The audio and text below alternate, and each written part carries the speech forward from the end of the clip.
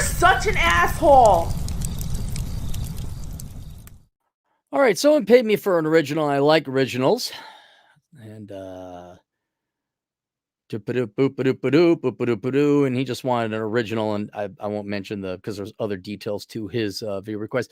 And this is what I just want to talk about real briefly because it's been annoying. And I know I'm pissing into the tornado. I know I'm not going to convince any socialist or communist or anything like that. But what I do kind of hope to do is get people to think, regardless of your politics, or at least not even think, but just do some research and understand that when you use words wrongly or you misidentify or misdiagnose something as X or Y, any action or strategy or choices you make based off of that erroneous identification will fail because you failed to accurately assess, diagnose, or measure the situation. And generally, this is where you have an increasing and seemingly limitless number of young and not so young people, and predominantly women, but not only women, saying, I don't believe in capitalism. I got a problem with capitalism. And the one that reminded me most recently is, I forgot how, but it was some old lady. Her profile, I can't remember if it was Twitter or Facebook or what. Beekeeper and woman who has a problem with capitalism. And so I'm just going to do two things here, okay, or three or four, but they generally fall into two. We're going to define what capitalism and communism is. And no, you're not going to butt up. No. I know you like 95 to 105 IQ people with your liberal arts degrees. This is your time to shine out. But. No, there's no but. On this website, we explain things how they are so the average common person, layman, can understand it. And then I'm going to show you that the U.S. ain't capitalist. It hasn't been for quite some time. All right. So first thing, capitalism, communism. All right. The general spectrum, and I know I'm generalizing, and it depends on whether you're using the European word for socialism, kind of like liberal. Different words have different meanings in different countries. Capitalism is where you have a very small government, the most extreme form being anarchism, where there is no government, otherwise known as chaos. I guess you would have minarchism or a really small state, kind of like the United States had. Then in the middle, where the government controls either directly through ownership or through taxation or through influence, somehow controls, where do you want to call it? 30% to 60, 35 to 65, Sweden 65, 30 on the low, and that's actually Korea and Mexico. All right, generally speaking. And then when do you become hardcore communist? Is it 67%? Is it 68%? Or do you need to be full-blown dictatorial, tyrannical North Korean 100%? What about the black market economy? What about the underground economy? How do you snuff that out? All right, but generally speaking, on one end is anarchy, on the other one is communism. Capitalism is generally from 0 to, let's say, a third. Can we do thirds? Is that simple enough for everybody? A third, a third, a third. Now, how do you measure how big the government is relative to the rest? How big is the government relative to the rest of the economy? The measure I use, which is the one that you should be using, is government spending to GDP. That's the simplest one, because what percent of other people's labor goes to the government? And if you look at the United States, at one time, we're like at 2%. Before the income tax, we were at 3%, and I believe that was like in 1900. And if you find it, government spending as a percentage of GDP has gone up to today where it's just shy of 50%. Now, admittedly, a lot of that is because of the disease. We've printed off literally trillions of dollars.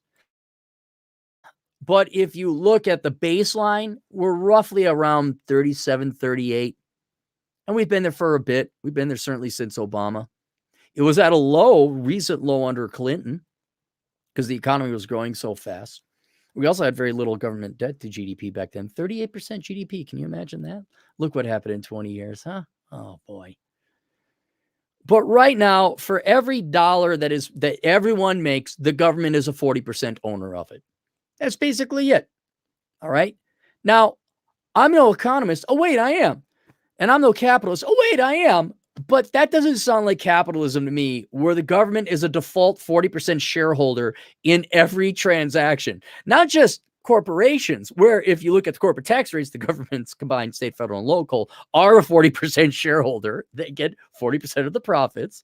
So there they literally are. That's more of a fascist economy. Again, please look up the definition before you claim it's not. Okay.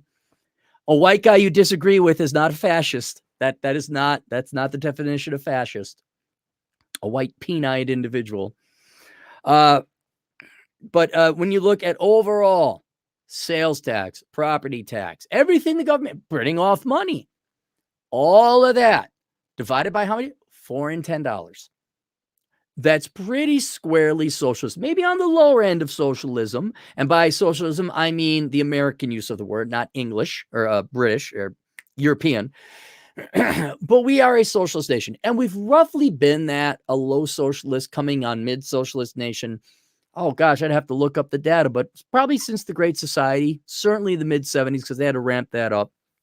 But starting in 1913 with the income tax, after each successive world war, and just go look it up, government spending to GDP, go total government spending, not federal. You got to throw state and local in there too. All right, that's it. There's your answer. I just answered it with 42. We are a quasi-socialist, socialist-like, pushing mid-socialist nation right now. That's what we are.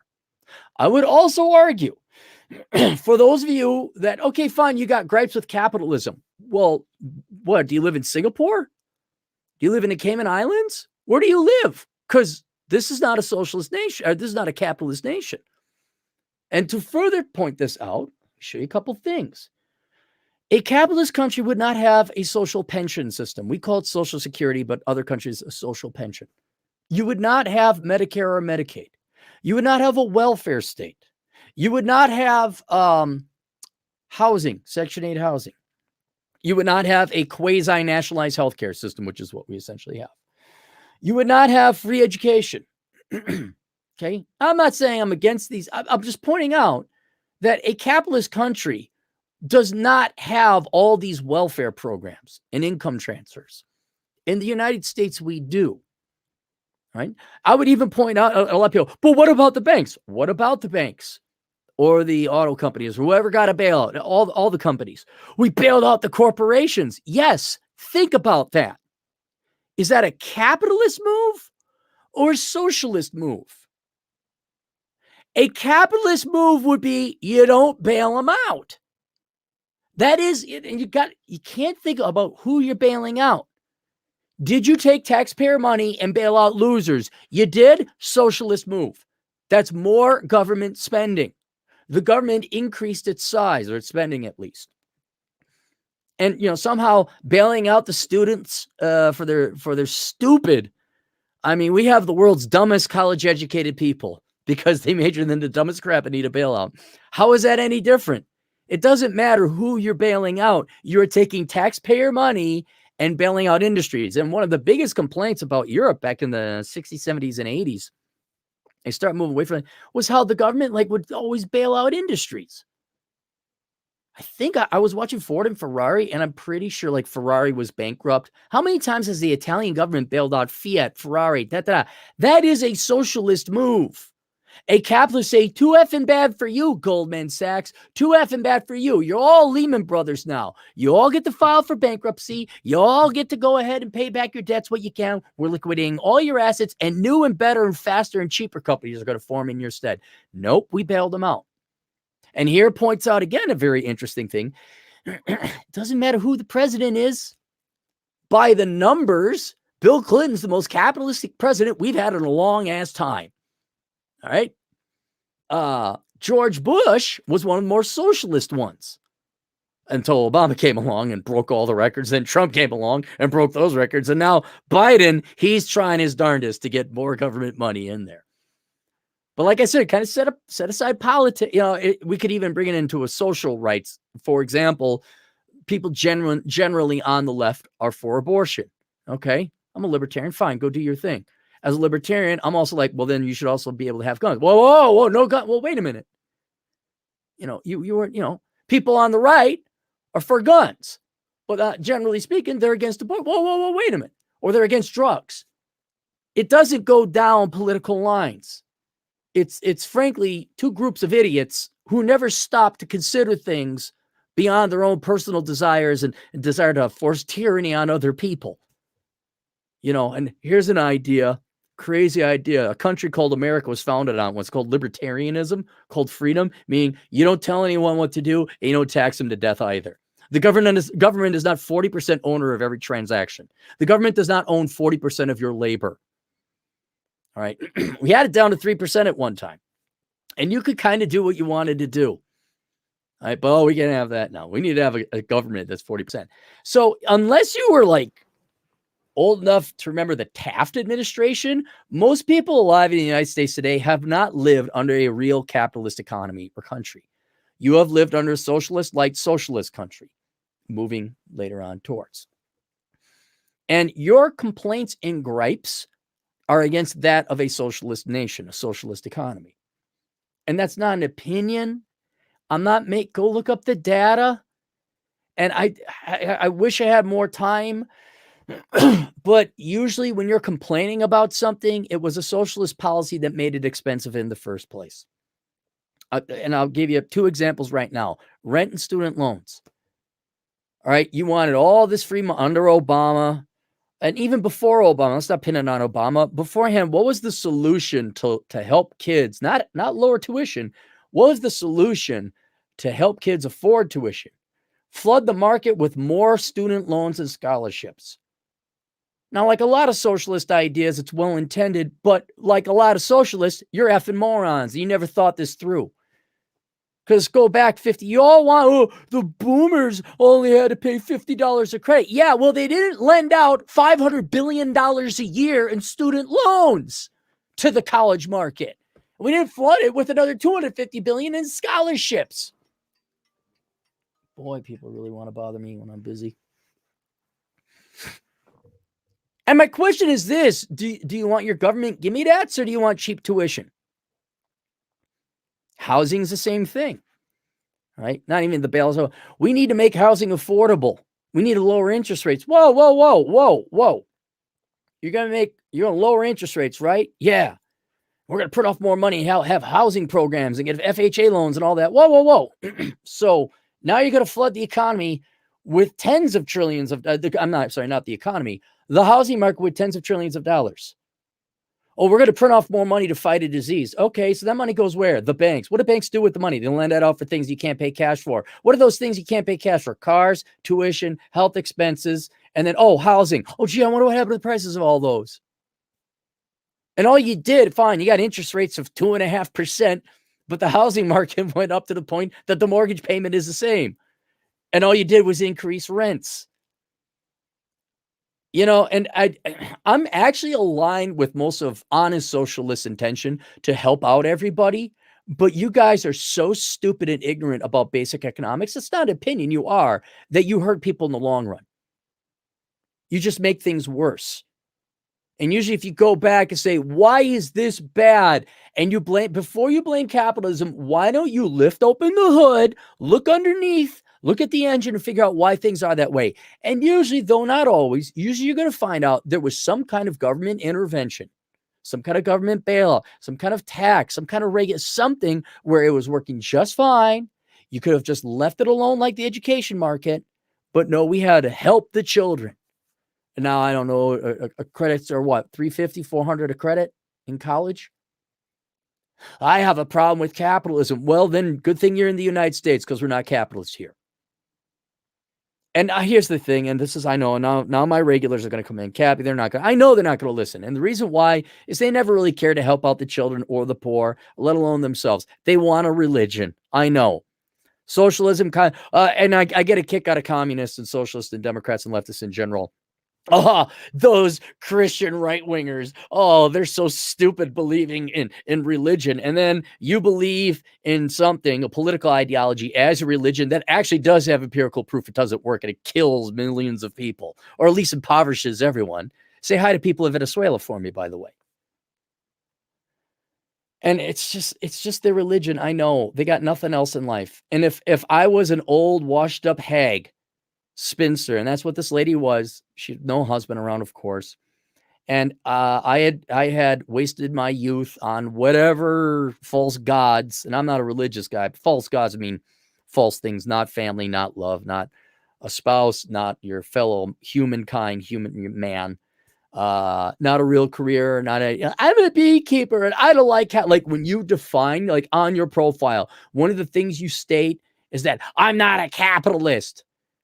Wow. You know who are losers? People who define themselves by what they're not, because they usually don't have any accomplishments.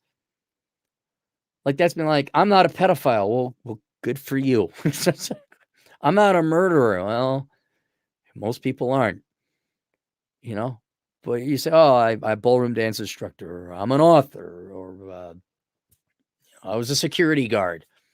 Not sexy, but at least it's productive. There's a little bit of pride in being productive. I'm a self-supporting man. I've never taken a government check. I'm not a parasite. I'm an entertaining schmuck on the internet with a hat. That all beats saying, well, at least I'm not whatever. A fascist, a Jew, a Hispanic, a Packers fan. I mean, really, you understand that?